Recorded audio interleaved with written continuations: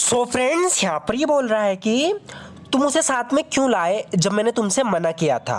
So friends यहाँ पर कोई अपने साथ किसी लड़की को ले आया तो यहाँ पर ये कह रहा है कि why did you bring her along when I asked you not to. Why did you bring her along when I asked you not to, यानी तुम उसे साथ में क्यों लाए जब मैंने तुमसे मना किया था।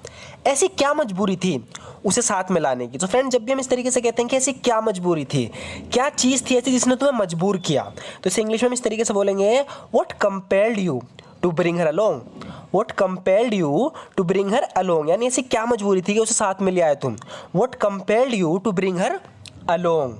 मुझे तो नहीं लगता इससे कोई फर्क पड़ता है। इसका दोस्त इसकी बात सुन के कह रहा है कि मुझे तो नहीं लगता इससे कोई फर्क पड़ता है। I don't think it makes any difference. I don't think it makes any difference, कह रहा है कि मुझे नहीं लगता कि लड़की के यहाँ आने से कोई फर्क पड़ता है। कह रहा है कि I don't think it makes any difference, मुझे नहीं लगता इससे कोई फर्क पड़ता है। उसने तुम्हारा बिगाड़ा क्या है, यानी उस लड़की ने तुम्हारा क्या बिगाड़ा है। What wrong has she done to you. What wrong has she done to you, यानी उसने तुम्हारा क्या बिगाड़ा है। What wrong has she done to you, उसके यहाँ होने से फ़र्क पड़ता है। यहाँ पर ये गुस्से में कह रहा है कि उसके यहाँ होने से फ़र्क पड़ता है। इस इंग्लिश में बोलेंगे her being here does make a difference. Her being here does make a difference, हम इसे इस तरीके से भी कह सकते हैं कि her being here makes a difference, लेकिन यहाँ पर बात पे जोर दिया जा रहा है। कह रहा है कि हाँ फ़र्क पड़ता है उसके यहाँ होने से। Her being here does make a difference, प्यार में अंधे मत बनो। आगे बोल रहा है कि don't be blinded by love. Don't be blinded by love, यानी प्यार में अंधे मत बनो। ध्यान रखना यहाँ पर हम बाय का यूज़ करेंगे। Don't be blinded by love, यानी प्यार में अंधे मत बनो।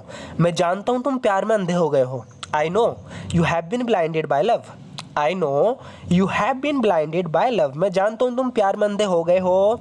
आई know you have been blinded by love, तुम्हें पता भी उसके पिता कौन है। इस तरीके से हम बोलते हैं ना, तो यहाँ पर इस लड़की के जो पिता है वो बहुत खतरनाक आदमी है। तो यहाँ पर इससे बता रहा है कि तुम्हें पता भी उसके पिता कौन है। इस इंग्लिश में इस तरीके से बोलेंगे do you even know who her father is. Do you even know who her father is, तुम्हें पता भी है उसके पिता कौन है। Do you even know who her father is, अगर उसके पिता आ गए तो। अब इसे हम इंग्लिश में किस तरीके से बोलेंगे, यहाँ पर ये सब बता रहा है कि क्या होगा अगर उसके पिता आ गए। इस तरीके से हम कहते हैं कि अगर उसके पिता आ गए तो उसके लिए हम इंग्लिश में कहेंगे what if. What if her father shows up.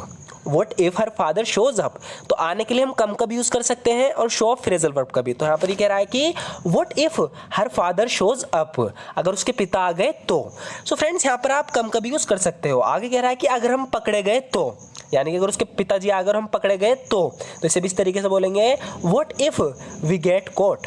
What if we get caught, यानी अगर हम पकड़े गए तो। What if we get caught, तुम हमें किसी दिन मरवाओगे। इस तरीके से होता है ना कि हमारे ग्रुप में कोई ऐसा बंदा होता है जो उल्टी सीधी हरकत करता है, तो हम कहते हैं कि भाई तू हमें किस दिन मरवाएगा। तो इस इंग्लिश में हम इस तरीके से बोलेंगे, जैसे ये कह रहा है अपने दोस्त से you will get us killed someday. You will get us killed someday, यानी तुम हमें किसी दिन मरवाओगे, तू हमें किस दिन मरवाएगा। You will get us killed someday, काश तुम मेरे दोस्त ना होते। सो फ्रेंड्स से थोड़ा ध्यान से देखना, असलियत यह है कि वो उसका दोस्त है, लेकिन ये इमेजिन कर रहा है सिचुएशन कि काश तुम मेरे दोस्त ना होते। तो इस तरह की इमेजिनरी सिचुएशन में हम पास्ट का ज़रूर यूज़ करते हैं, इस बात का ध्यान रखना। जैसे कि यहाँ पर ये कह रहा है कि आई विश, काश, यू वरंट, हम यहाँ पर वरंट का यूज़ करेंगे। I wish you weren't my friend, काश तुम मेरे दोस्त ना होते। असलियत में वो उसका दोस्त है, लेकिन हम इस तरीके से बोल देते हैं I wish you weren't my friend, काश तुम मेरे दोस्त ना होते। बहुत से लोग तुम्हारी तरफ देखते हैं, उन्हें निराश मत करना। सो फ्रेंड्स यहाँ पर देखने का मतलब कुछ और है। यहाँ पर ये कहना चाह रहे हैं कि बहुत से लोग तुम्हारी तरफ देखते हैं, मतलब तुम्हें इज्जत की नज़रों से देखते हैं। बहुत से लोग तुम्हारे जैसा बनना चाहते हैं, क्योंकि वो बहुत बड़ी पोजीशन पे पहुंच गया, बहुत कामयाब इंसान है। तो यहाँ पर ये समझा रहे हैं कि बहुत से लोग तुम्हारी तरफ देखते हैं, इस नज़रों से देखते हैं कि तुम्हारी इज्जत करते हैं, तुम्हारे जैसा बनना चाहते हैं। तो इसके लिए हम इंग्लिश में बोलते हैं लुक अप टू समवन। तो यहाँ पर ये कह रही है कि a lot of people look up to you. A lot of people look up to you, यानी बहुत से लोग तुम्हें देखते हैं इज्जत की नज़रों से, तुम्हारे जैसा बनना चाहते हैं। डोंट लेट देम डाउन, उन्हें निराश मत करना, यानी कुछ ऐसा काम मत कर देना कि उनका दिल टूट जाए। A lot of people look up to you, don't let them down, बहुत से लोग तुम्हारी तरफ देखते हैं, उन्हें निराश मत करना।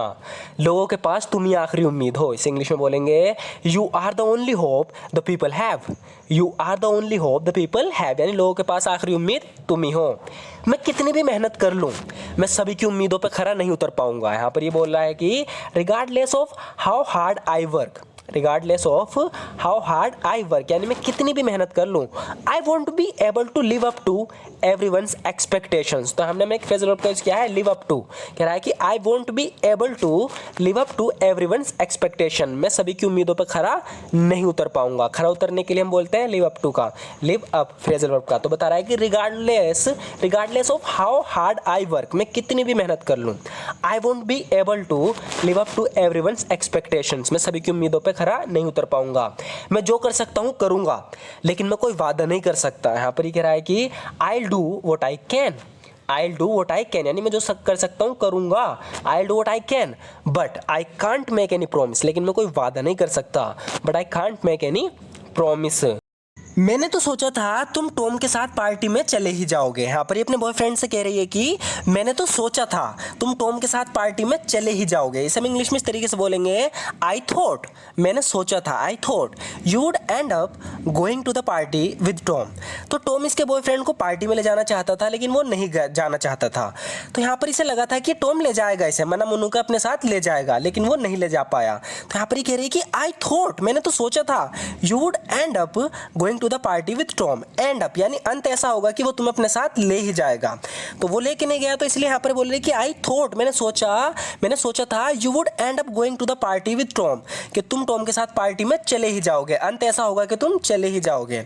आई thought you would end up going to the party with Tom, मैंने तो सोचा था तुम टॉम के साथ पार्टी में चले ही जाओगे। मैं खुश हूँ कि तुम नहीं गई, यहाँ तुम्हारी ज़रूरत है। यहाँ पर ये बोल रही है कि मैं खुश हूँ कि तुम नहीं गए, यहाँ तुम्हारी ज़रूरत है। इसे इंग्लिश में बोलेंगे, I am glad you didn't go, I am glad you didn't go, यानी मैं खुश हूँ कि तुम नहीं गए, I am glad you didn't go. You are needed here, तुम्हारी यहाँ ज़रूरत है, यू आर नीडेड हेयर, तुम्हारी यहाँ ज़रूरत है। मैंने कभी सोचा नहीं था तुम इतने बेवकूफ़ होंगे। सो फ्रेंड्स, इसका एक दोस्त है जिसने बहुत बड़ा बेवकूफ़ी भरा काम किया, तो उससे कह रहा है कि मैंने कभी सोचा नहीं था। इस इंग्लिश में बोलेंगे, आई नेवर थॉट। ध्यान रखना, यहाँ पर हमने थॉट का यूज़ किया, यानी पास्ट में बात चल रही है, आई नेवर थॉट, मैंने कभी सोचा नहीं था। तो जब भी बात पास्ट में होती है तो हम वहाँ विल का यूज़ नहीं करते, वुड का करते हैं, क्योंकि वुड जो है विल की पास्ट फॉर्म है। तो यहाँ पर ही कह रहा है कि आई नेवर थॉट, मैंने कभी सोचा नहीं था, you would be this stupid, कि तुम इतने बेवकूफ़ होंगे। I never thought you would be this stupid, मैंने कभी सोचा नहीं था तुम इतने बेवकूफ़ होंगे। मुझे तुम्हारी मदद की ना तो ज़रूरत है और ना ही चाहिए।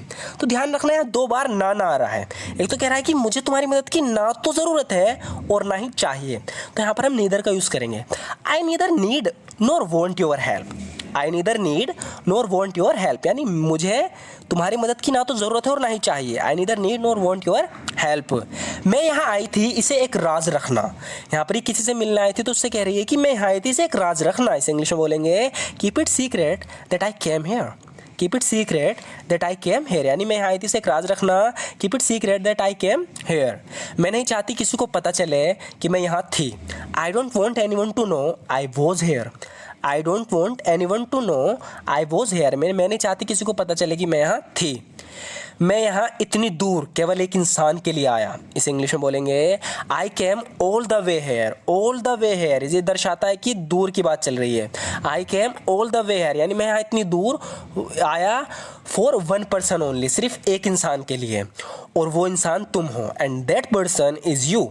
कह रहा है कि I came all the way here for one person, मैं यहाँ इतनी दूर केवल एक इंसान के लिए आया, and that person is you, और वो एक इंसान तुम हो। सो फ्रेंड्स, इस वीडियो के लास्ट के जो 4 सेंटेंसेस थे वो हमने अपनी पुरानी वीडियो के रिपीट किए हैं, ताकि जो हम पहले पढ़ चुके हैं उनकी प्रैक्टिस होती रहे। वैसे आज की वीडियो में बस इतना ही। अगर आपको ये वीडियो पसंद आई, अगर आपको ये तरीका पसंद है, अगर आप इसी तरीके से अपनी इंग्लिश को इंप्रूव करना चाहते हो, तो हमारे चैनल को जरूर सब्सक्राइब कर लेना। वीडियो अच्छी लगे तो लाइक जरूर कर देना। Thank you so much for watching this video friends.